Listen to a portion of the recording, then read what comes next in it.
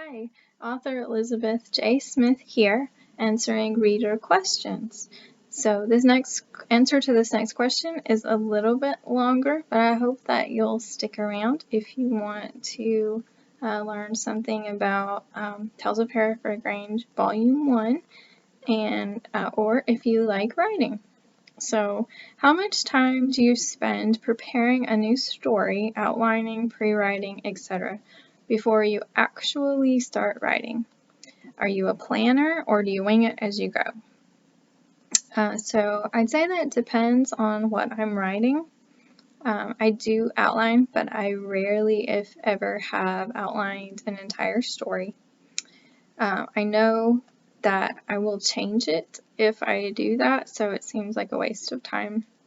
I do a lot of thinking before I write anything down. I do a lot of imagining and dreaming and planning in my head. So with my novels, I start with a planning document where I write everything down that I can think of related to the story.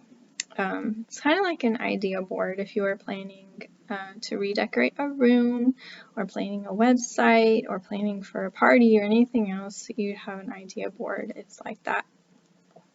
I add to that until I feel ready to start the story.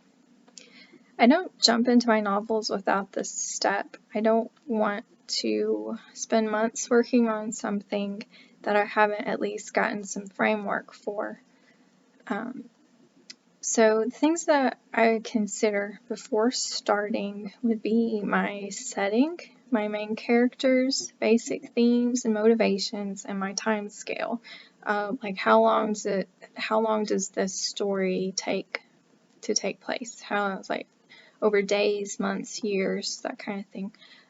Before I write the opening scene, I think about what will lead up to the story, and I try to determine the best point of entry. What does the reader need to know right up front, and what would pique their interest with the most minimal explanation? That's where you want to start. You don't want to have pages and pages and pages of explanation if it's not necessary to the story.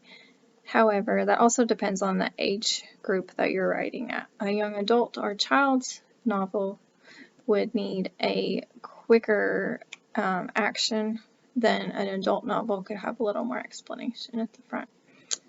So what does a reader, I already said that.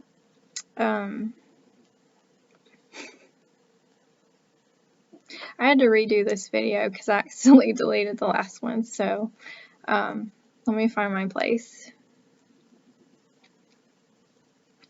Oh, so from that point, I outline as I go and I mostly wing it. Writing for me is like telling someone else's story as they tell it to me. So as my characters grow and develop, as I get to know them, I learn more about their likes, their dislikes, their character, personality, their motivations, desires, hopes, flaws, needs, etc. Just like if I was getting to know you, for example. So the rest of those things will shape the story. I don't try to force my characters to act contrary to their character simply to fit my preconceived ideas. I don't want them to act unnatural because a reader will know that. They will know if the character is not acting in a natural way. So often what they will tell me that they would do is more interesting than if I planned ahead. Okay, so with my short stories, I basically started with a glimmer of an idea called The Doctor's Daughter and a couple who could not get on the same page. I wanted it to be a comedy of errors. I think those are really funny. And I wanted the characters to be like real people and have insecurities and flaws that were believable and realistic. I set myself a limit of 20 pages, and it just kind of flowed from there. After that, the farrier's girl was about an antagonistic couple and horses. Some of you know that I love horses, and I had to include horses in some of my writing. So the butcher's lady, that was about sexual harassment, and also I thought about who would be an unlikely hero, and I thought a butcher. I mean, who is going to fall in love with a butcher at first glance? No offense to butchers, you guys are awesome, but I've never read a story with a butcher as a hero, so I wanted to give you guys some star power there. So lastly, the shopkeeper's love came from knowing that Lucas's story wasn't finished. I knew he wasn't past the point of being saved, and I couldn't leave him hanging. So I decided to give him a heroine that he would never have noticed before. He wouldn't have given Anne the time of day before the ordeal with Tilly. So Anne Freiberg is loosely based on Anne of Green Gables, which is one of my favorite heroines. So if you have not read the Anne of Green Gables series, I challenge you to do so. It is a wonderful series and you will not regret it.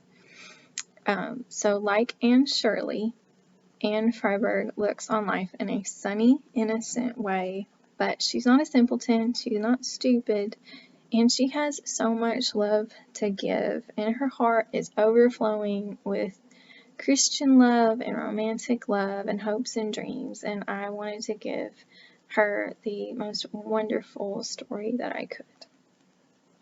So Volume 2, that started out as a challenge to myself to write a mystery, and if you're interested in writing, what I would challenge you to do is start with short stories, even if you never publish them. Give yourself a challenge and a limit on the number of pages and see what you can do. It's really a fun challenge, and you're not spending, months or years of time on something. You're doing something that's short and manageable, and I would definitely recommend that.